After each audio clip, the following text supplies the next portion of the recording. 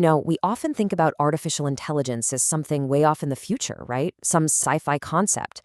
But what if the biggest revolution in human history isn't coming? What if it's already here, working quietly behind the scenes, literally reshaping our world while we're not even looking? See, this isn't some loud Hollywood-style takeover. It's a quiet revolution. It's happening right now in the code of systems we'll never see, and it's being driven by this engine of exponential change. So to really get a handle on where we're going, we need to pop the hood and see how this thing works.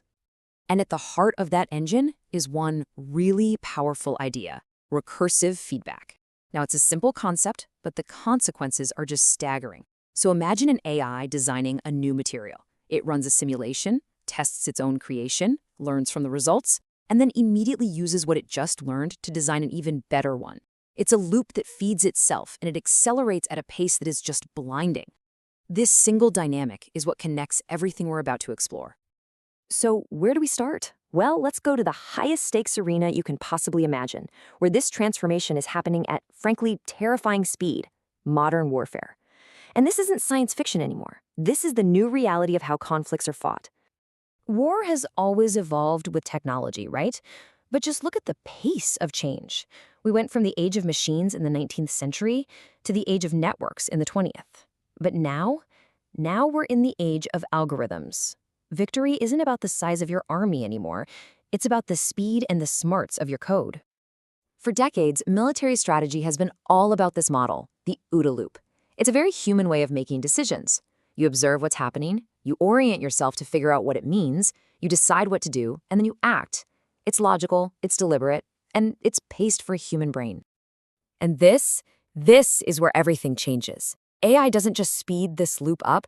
No, it completely shatters it. It observes, orients, decides, and acts at a speed that is fundamentally beyond human thought. The loop collapses.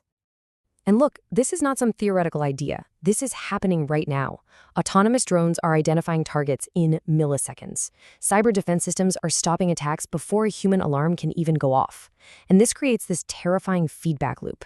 As one side develops a smarter defensive AI, the other is forced to create an even faster, more powerful offensive AI. It's an arms race fought entirely at the speed of machines. This is where that quote from strategist Thomas Schelling just hits so hard. The real danger isn't just an irrational enemy anymore, it's an irrational system. When machines are making life or death decisions in microseconds, who's accountable? The whole idea dissolves into this algorithmic fog. If something goes wrong, who do you blame? The programmer? The commander? The AI? That's the challenge. Our own systems are starting to move faster than we can control or even understand.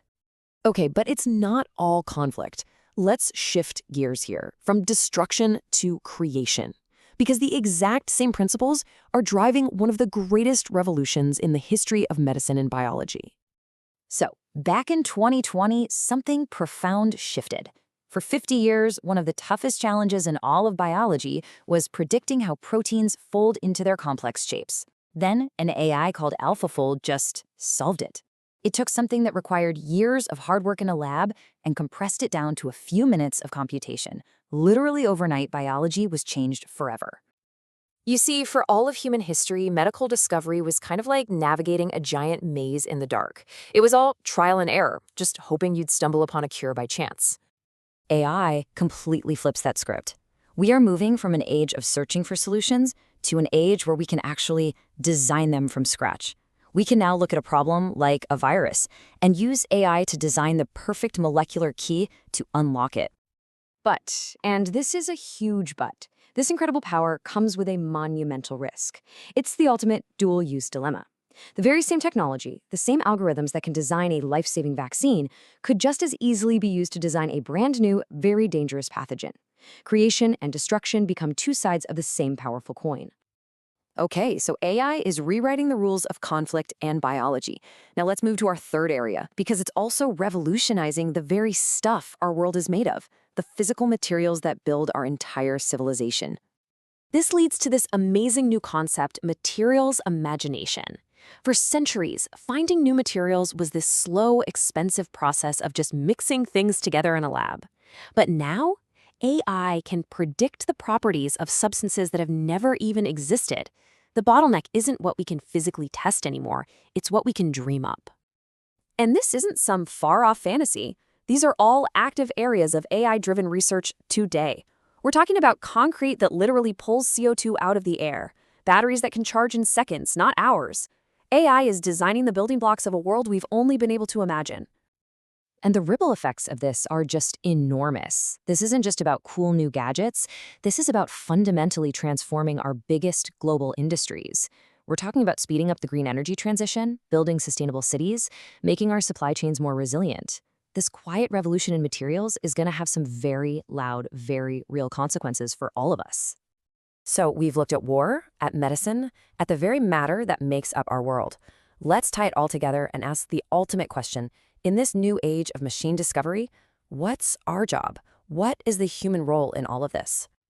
The common thread here, the pattern that links warfare and medicine and materials, is that core idea we started with, that recursive, exponential feedback. The time it takes to go from a new idea to a real-world thing is shrinking, from years to months to, in some cases, seconds. Human effort just isn't the bottleneck anymore. So that brings us to this absolutely critical question. If machines are now the engines of innovation, faster and more powerful than our own minds in these areas, what's left for us to do? What is the uniquely human part? The answer isn't to try and compete with the machine on speed. I mean, that's a race we've already lost. Our role has to shift. We need to go from being the engine to being the navigator.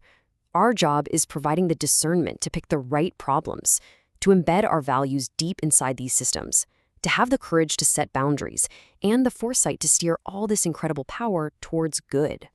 We really are at a historic tipping point. Past revolutions were powered by things like coal and oil. This one, it's powered by things you can't touch, by data, by our attention, and by our own imagination. The outcome here isn't written in stone. This is not a story about inevitable doom or some guaranteed utopia. The future is a choice. It's a path that forks between empowerment and peril. And the direction we go depends entirely on the decisions we're making right now.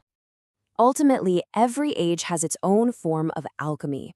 Ours is turning information into intelligence, and that intelligence into raw power. And that leaves us with the most important question of all, the one technology can never answer for us. Power for whom and toward what end?